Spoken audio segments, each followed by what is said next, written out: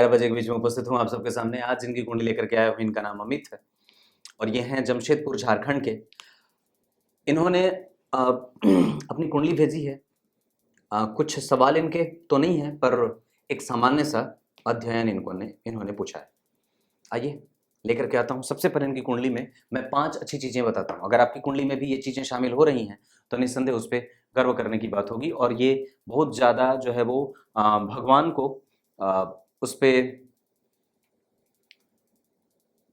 कृपा मान करके अपने आप को खुशी खुशी उनके चरणों में अपने आप को समर्पित करने वाली बात होगी। और वो सबसे अच्छी बात क्या हो सकती है? सबसे अच्छी बात ये हो सकती है कि सप्तम भाव के अधिपति सप्तम भाव में बैठे, रोचक योग लगेगा, पर केतु के साथ बैठे हैं। ये अच्छी बात होगी, खराब नहीं है। यहाँ शनि अपनी राशि के, गुरु अपनी राशि के, सूर्य और चंद्रमा एक साथ बैठे हैं और पंचम भाव पे इनकी दृष्टि है। इस वजह से व्यक्ति की रिकॉग्निशन बड़ी अच्छी होती है। धन भाव के लग्न के अधिपति का दशम में जाना लक्ष्मी संपन्न योग बनेगा और चतुर्थ भाव के अधिपति का एकादशवें में जाना महाभाग्यशाली योग बनेगा। भाग्य भाव के अधिपति का उच्च का होकर के छठे भाव में पैतृक संपत्ति का लाभ और व्यक्ति को नौकरी और उसके रोजगार में प्रोन्नति मिलती रहेगी। अष्टम भाव के अधिपति का अष्टम में बैठना व्यक्ति को धार्मिक और अलग दृष्टिकोण, दार्शनिक दृष्टिकोण मिलता रहेगा। कीन ऑब्जर्वेटिव बना देता है, बहुत सूक्ष्म विचार करने वाला, और विचारों से व्यक्ति हमेशा ही पीड़ित रहता है। मतलब विचार कुछ न कुछ बनते हैं, अनुभूति बनती रहती है, स्वभाव बहुत ही गंभीर और बहुत ही अच्छा, ये स्वभाव का भाव है। यहाँ के अधिपति यहीं बैठे हैं, द्वितीय भाव पे उनकी दृष्टि है। ये सबसे ज्यादा और सबसे मजबूत बात होगी। इस कुंडली की सबसे अच्छी बात होगी यहाँ पे अष्टम भाव में गुरु का बैठना, सबसे अच्छी बात, जो सामान्यतया इस कुंडली के लिए बहुत अच्छे नहीं होते, पर न चाहते हुए भी और न होने के बावजूद भी ये यहाँ पे अच्छे परिणाम देंगे, क्योंकि स्वभाव भाव में और अष्टम भाव के अधिपति का अष्टम में बैठना व्यक्ति के जीवन के धर्म को और भी ज्यादा उत्कट और बहुत ही ज्यादा प्रबुद्ध और अच्छी मानसिकता के साथ आगे बढ़ा देता है। इस व्यक्ति पे भरोसा करना आसान होगा और इस व्यक्ति को किसी भी तरीके से संदेह रखने की स्थिति नहीं होगी। ये व्यक्ति कभी किसी दूसरे की पत्नी को देखेगा नहीं। ये कभी, हालांकि ऐसा तो आजकल के लोगों में बड़ा कम होता है, पर फिर भी एक हद तक हम इस पे भरोसा कर सकते हैं। मंगल का शुक्र को देखना कर्म क्षेत्र में कभी कभी एक अनूठेपन की स्थिति या थोड़ी सी कमजोरी दिख सकती है, और थोड़े बहुत कमजोरीपन के साथ व्यक्ति का कर्म क्षेत्र और व्यक्ति के पिता अच्छे पद वाले होते हैं, ये भी कई बार देखा जाता है। ये कुंडली की अच्छी बातें हो सकती हैं। पहली सबसे अच्छी बात ये, दूसरी सबसे अच्छी बात यहाँ, तीसरी सबसे अच्छी बात यहाँ, चौथी सबसे अच्छी बात ये दोनों का यहाँ देखना, पांचवी सबसे अच्छी बात लग्न का दशम में बैठना। ये सबसे अच्छी बात होगी जहां व्यक्ति तुरंत ही अपने पैरों पर खड़ा हो जाता है और मशक्कत नहीं होती उसके जीवन में। दशमांश कुंडली में केंद्र का खाली होना जो कई बार व्यक्ति को दिक्कत में रख सकता है। सारे ग्रहों का बाहर बैठना आपको कई दफा जो है वो ऐसी स्थिति में लेके जाता है कि जहां व्यक्ति हमेशा ही चिंतन करता रहता है, हमेशा ही चिंता उसके पास बनी रहती है, कोई ना कोई हेडेक उसको मिलती रहती है और कोई ना कोई समस्या उसको मिलती रहती है। आए दिन उससे उसको दो चार होना पड़ता है। ये प्रोफेशनली मैं बोल रहा हूँ, पर्सनल लेवल पे ये कुंडली बिल्कुल ही सटीक है, क्योंकि यहाँ पे मंगल बैठे हैं मित्र की राशि में, यहाँ के अधिपति होकर के अपने भाव से चतुर्थस्थ, गुरु का यहाँ बैठना और बुध को देखना जो कि संबंधों को ठीक देता है। यहाँ पे शुक्र बैठे हैं, यहाँ पे चंद्रमा, ये दोनों बहुत अच्छी स्थिति में, और यहाँ पे सूर्य का बैठना जहाँ के अधिपति गुरु इससे केंद्र में, यानी कि शुभग्रह होकर के अगर केंद्र में बैठेंगे तो संतान वगैरह से भी समस्याएं नहीं होती, ठीक होता है। ये खराब नहीं है। नीच के शनि है, कई बार व्यक्ति काम इच्छा में बहुत ज्यादा आगे नहीं होता, तृप्त होता है। राहु और बुध का बैठना व्यक्ति की पत्नी को तिकड़मी या बहुत ज्यादा विचार करने वाली बना दे सकता है। ये तो एक जो है वो एक सामान्य अध्ययन है। अब आपको मैं इनकी कुंडली में क्या बात बताई, ये सबसे अच्छी बात पहली, दूसरी, तीसरी, चौथी, पांचवी, ये अच्छी बात है। भाग्य भाव के अधिपति के ऊपर देखिए बुध की दृष्टि है जो कि धन भाव के अधिपति है। तो भाग्य भाव के अधिपति शनि ने धन भाव के अधिपति बुध को देखा है। शनि की नीच दृष्टि पड़ेगी तो व्यय असंतुलन में हो सकता है शनि की दशा में, पर बुध की दशा में व्यक्ति के जीवन में भाग्य का लाभ मिल सकता है। शनि और बुध एक दूसरे से आमने सामने बैठे हैं और अभी केतु की दशा चल रही है। अभी आपको तुरंत ही लाजवर्त धारण करने की आवश्यकता है 2028 के अक्टूबर तक। इस कुंडली में धर्म का सुख, इस कुंडली में मानसिक सुख, तो चतुर्थ स्थान के अधिपति जन्म कुंडली में लाभ में बैठे हैं, चंद्रमा जैसे ग्रह के साथ बैठे हैं, तो चतुर्थ और तृतीय ये दोनों अधिपति एक साथ एकादशवें भाव में और पंचम भाव को देखेंगे तो कहीं ना कहीं केंद्र के अधिपति लाभ में बैठे और पंचम को देखा, तो ये स्थिति जो है, और उस सूर्य के ऊपर केतु की दृष्टि पड़ेगी तो अनुभव अलग मिलेगा, इकट्ठा अलग करेगा, और साथ ही साथ लग्न पे मंगल का प्रभाव व्यक्ति को जल्दबाजीपन से युक्त या कई बार कभी भी हारने नहीं वाला बना देते हैं। अब एक चीज यहां पे कि शनि ने बुध को देखा तो कंप्यूटरीकृत ज्ञान हो जाता है, व्यक्ति के पास सरकार से जुड़ करके काम करने का मौका मिल जाता है। उसके अतिरिक्त जो कभी कभी अगर कर्म क्षेत्र में कोई मशक्कत दिखी होगी तो यहाँ पे शुक्र के बैठने के कारण होगा, क्योंकि दशम स्थान में जो शुक्र होते हैं वो कई बार निग्लेजिबल हो जाते हैं और बहुत ज्यादा वॉइड हो जाते हैं, मतलब वो बहुत अच्छे नहीं परिणाम करते, वो सिंहासन का पद का जो है वो लोभ पैदा कर देते हैं और उसके बाद साइलेंट हो जाते हैं।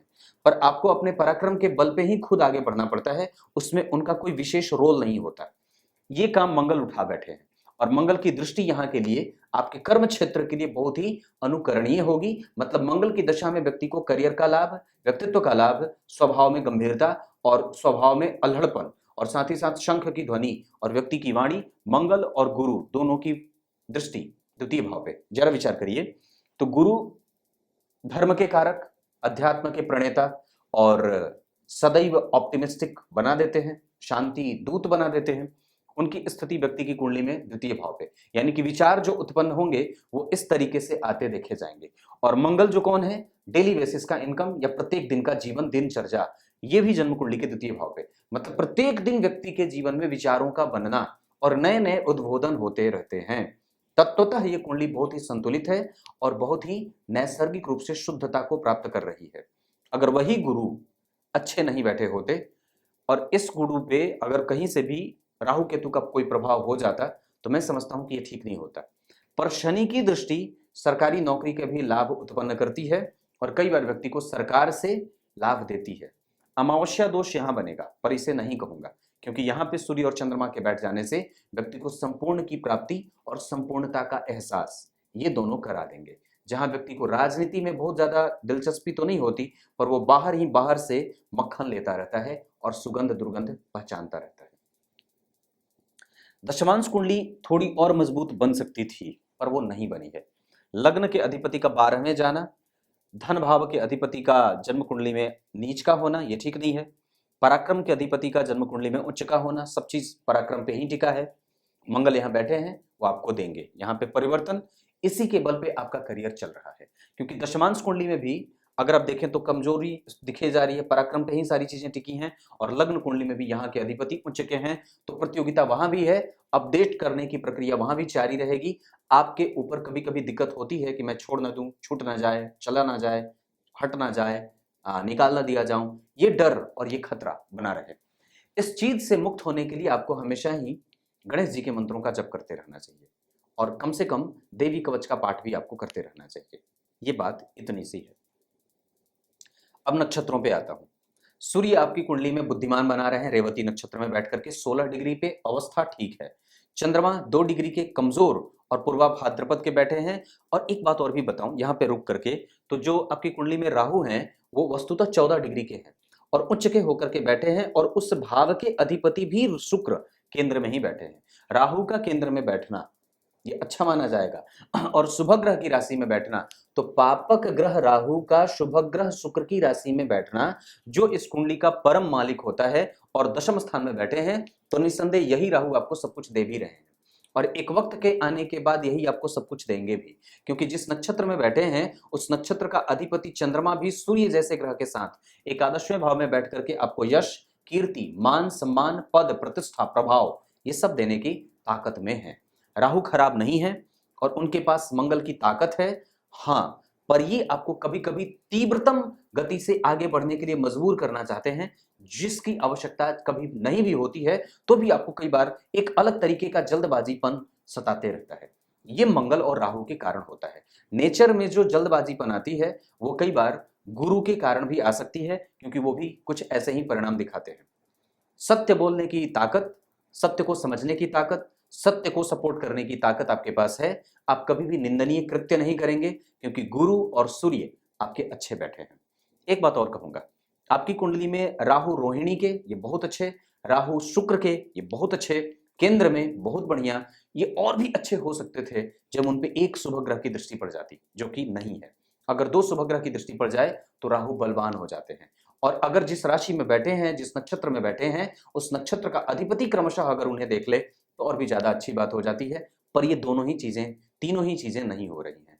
इस वजह से उनकी दशा में थोड़ी बहुत मशक्कत सामान्यतया देखने को मिल सकती है। ये कंफ्यूज करेगा कभी कभी, ये आपके सवालों को रेंग करके उत्तर प्राप्त करने की स्थिति में लेके जाएगा।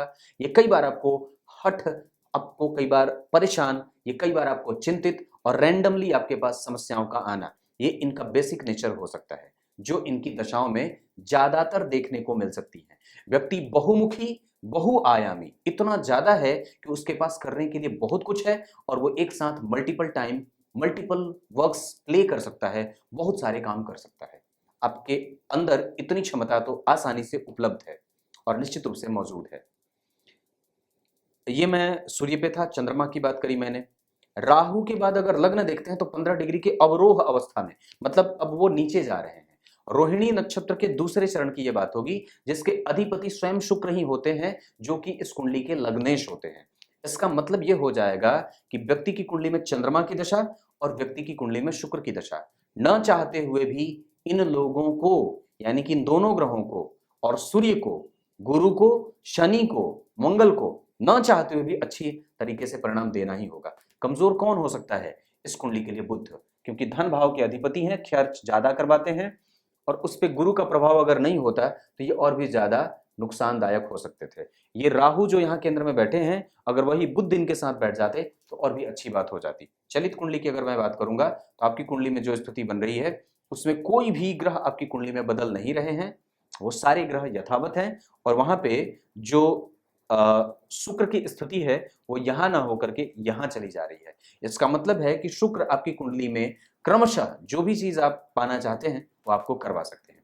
इस कुंडली में रत्न अभी के लिए सिर्फ और सिर्फ मैं समझता हूं कि एकमात्र लाजवर्त, अगर भविष्य में कुछ पहनना होगा तो आप शुक्र का रत्न ओपल या डायमंड हीरा भी पहन सकते हैं। यह स्थिति बनती है। षडबल में सूर्य, मंगल और शनि, शुक्र, सभी के सभी ग्रह अच्छे हैं और किसी भी ग्रह की कमजोरी नहीं देख रहा हूं। यहाँ पे शनि का बैठना आपको कई तरीके से लाभ दे रहा है, जो आपको फ्लरिश कर रहा है। आपको आगे बढ़ाने के लिए साहस, बल, पराक्रम, आलस्य भी कभी कभी मिल सकता है। एक सामान्य सी बात होगी, बहुत ज्यादा नहीं। धन भाव लग्न के अधिपति का दशम में आना, लक्ष्मी संपन्न योग। धन भाव के अधिपति का 12वें में जाना, दरिद्र दोष, ये दारिद्र पैदा करेंगे बुध की दशा में। पराक्रम भाव के अधिपति का अपने भाव से पंचमस्थ जाना, शुभ ग्रह की राशि में बैठना। जिस राशि में बैठे हैं उस राशि का अधिपति गुरु स्वग्रही और केंद्र में, ये पराक्रम को बल देगा और पराक्रम का लाभ भी मिलेगा, व्यक्ति के पराक्रम का परिणाम भी मिलेगा। मतलब आप ये नहीं कह सकते कि मेरी मेहनत का परिणाम मुझे नहीं मिलता है, देर सवेर वो मिल जाता है और अच्छा मिलता है। चतुर्थ भाव के अधिपति का लाभ में जाना, महाभाग्यशाली योग, माता से सुख, माता का धर्म जागृत होता है और माता का लाभ भी मिलता है। पत्नी का सुख, दाम्पत्य का सुख व्यक्ति को मिलता रहता है। एक अच्छा सा माहौल घर में क्रिएट होता है। पंचम भाव के अधिपति का लाभ में जाना, संतान देर से, संतान कष्ट, संतान बीमार, ऐसी स्थिति पर गुरु हैं, इस वजह से देख लेंगे और उसको अच्छे तरीके से नरिश भी करते रहेंगे। सप्तम के बाद छठे भाव के अधिपति का यहाँ जन्म कुंडली में जो स्थिति बन रही है, ये परिवर्तन का, इसका मतलब है कि विपरीत परिस्थिति के बाद व्यक्ति सुख को प्राप्त करेगा और अपने सामाजिक स्टेटस को बना करके रखेगा और बेहतर होगा। क्योंकि शनि की राशि में शुक्र और शुक्र की राशि में शनि का बैठना, लग्नेश ही यहाँ पे छठे भाव के अधिपति होते हैं। इस वजह से यहाँ पे वो खराब और असंतुलित नहीं होंगे, लेकिन वो बहुत ज्यादा अच्छे भी नहीं होंगे, सामान्य हो जाएंगे। वृषभ लग्न की कुंडली के लिए संपूर्णतया अच्छे होते हैं शनि और संपूर्णतया अच्छे होते हैं इस कुंडली के लिए बुध। थोड़े कमजोर हैं, हालांकि वो कमजोर इस मामले में है क्योंकि वो 12 में जा रहे हैं। वस्तुतः वो होते कारक ही हों। इस कुंडली के लिए शुक्र और बुध अच्छे होते हैं, शनि भी अच्छे होते हैं। शुक्र तीसरे नंबर पे अच्छाई में आ जाते हैं, पहले नंबर पे शनि आ जाते हैं मतलब दशा क्रम में और अच्छाई के क्रम में, दूसरे नंबर पे बुध आ जाते हैं, तीसरे नंबर पे लग्नेश आ जाते हैं, चौथे नंबर पे गुरु हो सकते हैं, चौथे नंबर पे शुक्र सूर्य हो सकते हैं, चौथे नंबर पे चंद्रमा हो सकते हैं, ये ऐसे हो सकते हैं। लेकिन पहले नंबर पे तो शनि ही अच्छे होंगे, दूसरे नंबर पे बुध अच्छे होंगे और तीसरे नंबर पे शुक्र अच्छे होंगे। समझ में आ रही होंगी चीजें, मतलब अच्छे परिणाम के मामले में। सप्तम भाव के अधिपति का सप्तम में बैठना, राहु केतु का संपर्क, कई बार व्यक्ति प्रेम के लिए किसी भी हद तक जा सकता है। अष्टम भाव के अधिपति का अष्टम में बैठना, ये बहुत ज्यादा अच्छा, ये तो इसकी बात ही नहीं है। ये हर तरीके से व्यक्ति को निराला और बहुत ही शुद्ध, मनस्वी, शांत, व्यवहारिक और गुणकारी बना देता है। व्यक्ति का चिंतन, व्यक्ति का मनन, व्यक्ति का डीप थॉट क्रिएशन, व्यक्ति को सोचने की लेवल पे ले जाकर स्थापित करना और बहुत ही ज्यादा रणनीतिकार, बहुत ही सॉफ्ट स्किल का बना हुआ, आदरणीय और आदर देने वाला ऐसा बना देते हैं। ये स्वभाव को बहुत ही ज्यादा सौम्य बना देते हैं। वाणी का प्रभाव बहुत अच्छा रहता है क्योंकि धन भाव के अधिपति और वाणी भाव के अधिपति पे भी गुरु की दृष्टि है और उस भाव के ऊपर भी गुरु की दृष्टि है। मंगल है, इस वजह से जहां अधिकार पूर्वक बात करने की बारी आएगी व्यक्ति वहां कर लेगा, वो मंगल उसको दे देंगे स्वतः, वो उसमें कोई घबराने वाली बात नहीं है। अष्टम भाव और नवम भाव के अधिपति होकर के परिवर्तन योग में जाना, व्यक्ति के पास साहस, इनकी पैतृक संपत्ति कोई हड़प ना सके, और अगर थोड़ी बहुत जो मशक्कत होगी वो शनि के नीच दृष्टि के कारण होती है, परंतु गुरु की दृष्टि उस पर है, वो आपको मिल जाएगी और आपका पद और आपका पुरस्कार और आपका जो अधिकार है वो आपको मिल जाएगा, उसमें कभी भी कोई आपसे छीन नहीं सकता है। 12वें के पहले 11वें भाव के अधिपति का यहाँ पे जाना, कम पैसों पे कई बार नौकरी करनी पड़ती है, ये एक सामान्य सी बात होगी, पर ये केतु के कारण मानसिक चिंता ना करने की बात है। अभी आप अनुभव लेने वाले दौर से गुजर रहे हैं जहां हो सकता है कि आपको कम पैसों पे नौकरी करनी पड़े, ये एक सामान्य बात है। मैं समझता हूं कि अगर गुरु वहां भी अच्छे नहीं बैठे होते तो ये और भी ज्यादा दिक्कत दे देते, लेकिन वहां पे सूर्य बैठे हैं जो सुख के अधिपति हैं, इसे महाभाग्यशाली योग ही कहा जाता है, खराब नहीं है। लाभ भाव के बाद अगर दशम 11वें के बाद 12वें बुध का यहाँ बैठना, बुद्धिमता है, धार्मिकता है, प्रभाव संपन्नता है, एक्सप्लेनेशन की क्षमता बहुत अच्छी है, इसको और भी ज्यादा डायरेक्शन देने की आवश्यकता महसूस कर रहा हूं। ये आपकी कुंडली में चंद्रमा के बाद मंगल आपकी कुंडली में अनुराधा, जहां पे व्यक्ति के पास बल होगा, रोग से लड़ने की क्षमता होगी और व्यक्ति कहीं ना कहीं अनुभव संपन्न हो जाता है। बुध अश्विनी नक्षत्र के और व्यक्ति के पास क्रिएटिविटी होती है, ज्ञान चक्षु उसके हमेशा खुले रहते हैं, ज्ञान लेने की बारी हमेशा ही व्यक्ति के पास मिलते रहते हैं। मौसा मौसी, नाना नानी, चाचा चाची, इन सभी लोगों का सुख व्यक्ति को मिलता रहता है। कुटुंब का सुख, मामा का सुख, मामी का सुख, नाना नानी, इन सब चीजों का और इन सभी लोगों का लाभ व्यक्ति को मिलता रहता है। गुरु के पहले बुध, गुरु जन्म कुंडली में ठीक बैठे हैं, खराब नहीं है, और वो आपको बेहतर ही दे रहे हैं अनुभव। गुरु का लाभ आपको अनुभव के मामले में और कई तरीके से आपके धन और गड़े हुए धन और आपके वास्तविक अधिकारों पे उसका अधिकार रहेगा, जो आपको कहीं ना कहीं से कुछ ऐसे लोग हमेशा ही मिल जाते हैं जो आपके लिए सदैव तैयार रहते हैं और हमेशा ही आपके लिए आपके पीठ पीछे रहते हैं। ऐसे लोग आपके जीवन में रहेंगे और हमेशा ही उनका लाभ आपको मिलता रहेगा, चाहे वो बड़े हों, चाहे बुजुर्ग हों, चाहे वो बड़े भाई हों, चाहे वो कोई भी हो। ये स्थिति आपकी कुंडली में बन रही है। गुरु के बाद अगर शुक्र की बात करता हूं तो आपकी कुंडली में वो अच्छे बैठे हैं और मैं समझता हूं कि यहाँ पे गुरु और शुक्र, जैसे गुरु जो बैठे हैं वो पूर्वाषाढ़ा के, ये शुक्र का नक्षत्र, और शुक्र जो है वो पूर्वा भाद्रपद के, ये गुरु का नक्षत्र। तो ये जो परिवर्तन है तो शुक्र ने 3 तरीके से परिवर्तन करा है। लग्नेश जो है वो दशम भाव के अधिपति के साथ परिवर्तन भी कर रहा है और वहीं पे शुक्र का संबंध गुरु से बन रहा है परिवर्तन के कारण। तो ये एक अद्भुत और अच्छी बात होगी जो शुक्र को कई तरीके से लाभ देने वाली स्थिति में ले जाकर के खड़ी करेगी।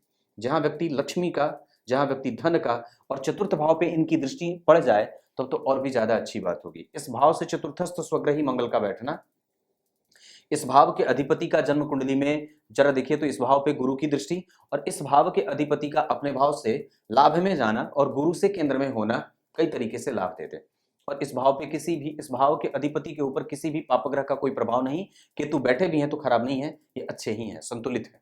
तो शनि की दृष्टि यहाँ के लिए आयु देने वाली, शनि की दृष्टि यहाँ के लिए तकनीक का जानकार और ज्ञान देने वाली, शनि की दृष्टि यहाँ के लिए थोड़ी सी कमजोरीपन का एहसास कराने वाली। ये मैं यहाँ तक गुरु पे था। शुक्र जो है वो आपकी कुंडली में परिवर्तन योग, नक्षत्र का दोनों तरीके से, नक्षत्र भी मतलब शुक्र की दशा केतु की दशा, गुरु की दशा आपके लिए खराब नहीं होगी। पेट का रोग संभव है, गैस्ट्रिक पेशेंट आप हो सकते हैं। घुटनों का दर्द कई बार संभवतया दिख रहा है। शनि जो है आपकी कुंडली में विशाखा में बैठे हैं, ये अच्छी बात होगी, खराब नहीं है, पर वो आपको सरकार से जुड़ करके काम करने का इशारा कर रहे हैं और कहीं ना कहीं वो आपके दुश्मनों से आपकी सुरक्षा भी कर रहे हैं, क्योंकि यहाँ पे मंगल आपके जो दुश्मन हैं, जो आपके धूर विरोधी हैं, वो कम से कम आपसे डर रहे हैं और आपके किसी भी चाल से वो हमेशा ही आपके सुगंध और दुर्गंध तक पहचान जाते हैं कि व्यक्ति की अगली चाल क्या होगी, वो समझ ही नहीं पाते और इस वजह से उनके मन में हमेशा ही डर व्याप्त रखता है। ये शनि आपकी कुंडली में बहुत ही क्षेत्र को बरकरार रखने वाले और बहुत ही मजबूती से आपके दीवारों की सुरक्षा करने वाले बन रहे हैं। अब जरा विचार करके देखिए, तो एक ग्रह उच्च का, एक ग्रह स्वग्रही, दूसरा ग्रह स्वग्रही और जन्म कुंडली में शुक्र उच्चाभिलाषी, तो एक यहां मजबूती, दूसरी मजबूती यहां दिख रही है, तीसरी यहां, चौथी यहां। लग्नेश शुक्र यहां पे जन्म कुंडली में दशम स्थान में, वहां पे वही शुक्र जो है वो जन्म कुंडली में देखिए बुध की राशि में, और वो बुध जो है वो जन्म कुंडली में लग्न के साथ परिवर्तन, यहां भी वो परिवर्तन कर रहे हैं। मतलब इस कुंडली के लिए सबसे अच्छे तो परिणाम देने वाले शुक्र ही बन रहे हैं। यहाँ पे गुरु की जो दृष्टि है वो लग्न पे, दाम्पत्य में कभी कमजोरी नहीं। चंद्रमा का स्वग्रही होना, साहसिक होकर के व्यक्ति निभा लेता है। धन भाव में शुक्र का बैठना, ये बहुत अच्छी बात होगी। शनि का नीच का होना थोड़ी बहुत कमजोरी देंगे, यहाँ पे शनि का उच्च भंग हो जाएगा, ये एक कमजोरी वाली बात हो सकती है, जो व्यक्ति के कई बार भाग्य को और व्यक्ति के कई बार करियर को थोड़ी बहुत अनएस्टेब्लिशमेंट के साथ देखने को मिल जाती है शनि राहु केतु की दशाओं में। ये एक सामान्य बात, मैं इसे और भी ज्यादा थोड़े बहुत कमजोरीपन के साथ देख रहा हूं, परंतु यहाँ पे बजरंग बली की आराधना और हनुमान जी का दर्शन आपको करते रहना चाहिए। ग्रह बल के आधार पर सूर्य आपकी कुंडली में हमेशा अच्छे परिणाम करेंगे, चंद्रमा थोड़े कमजोर, मंगल आपकी कुंडली में आधा, बुध आपकी कुंडली के लिए अच्छे नहीं होते तो अच्छे होते हैं, क्योंकि द्वितीय और चतुर्थ भाव के अधिपति, पंचम भाव के अधिपति होकर के 12वें अगर नहीं बैठे होते तो और भी ज्यादा अच्छे हो सकते थे। उनको केंद्र में बैठना चाहिए था या तो नवम में बैठना चाहिए था। क्लियर है?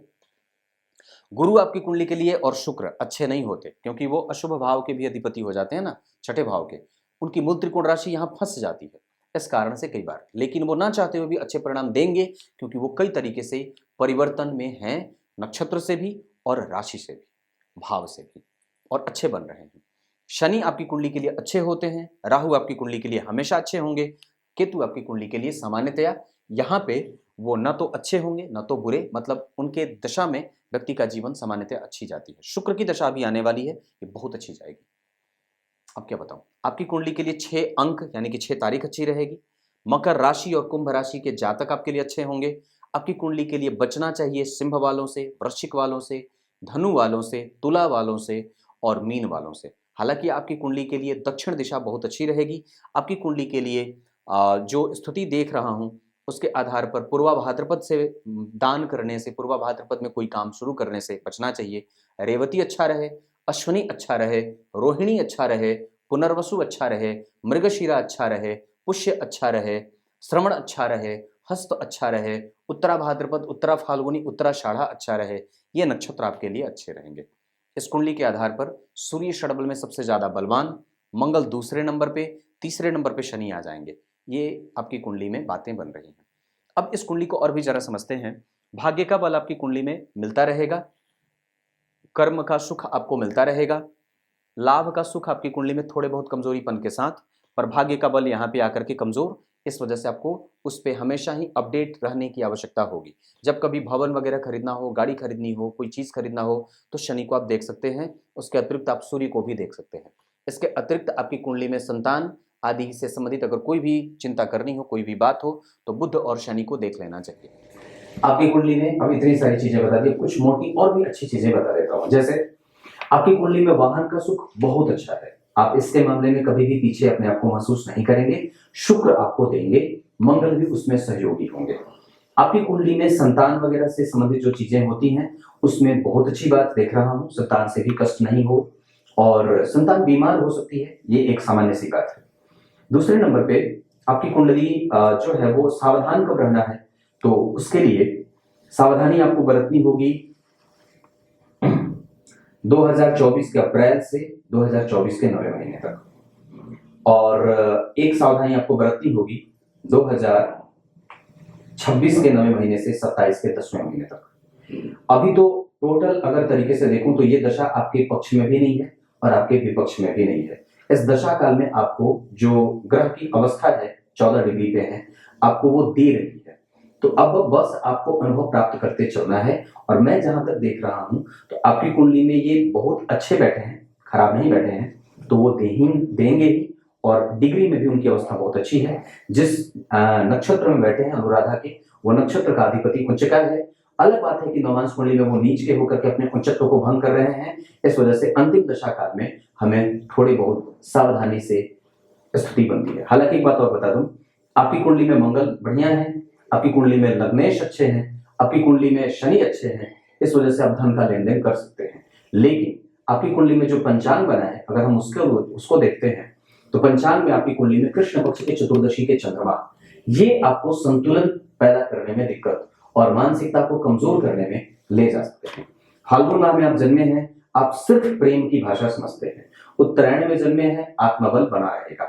वसंत ऋतु में जन्मे हैं, प्रेम और समरसता का माहौल जीवन में रहता रहेगा। शनिवार को जन्मे हैं, कुंठित होते रहेंगे, अपने आप को कमजोर और डिप्रेसिव फील करते रहेंगे। इसके पीछे का कारण ये है, अगर जीवन में जितनी भी समस्या बनेगी उसके पीछे का एकमात्र कारण आपकी कुंडली का चंद्रमा ठीक नहीं होना, चंद्रमा के कमजोर होने का, क्योंकि उसके पास पक्ष का बल नहीं है। किसी के साथ आपको इधर की बात उधर नहीं करनी चाहिए, पीठ पीछे किसी की बुराई नहीं करनी चाहिए, पीठ पीछे किसी की बात नहीं करनी चाहिए। इससे भगवान नारायण उदास और प्रसन्नचित्त नहीं होते और वो खिन्न होते हैं।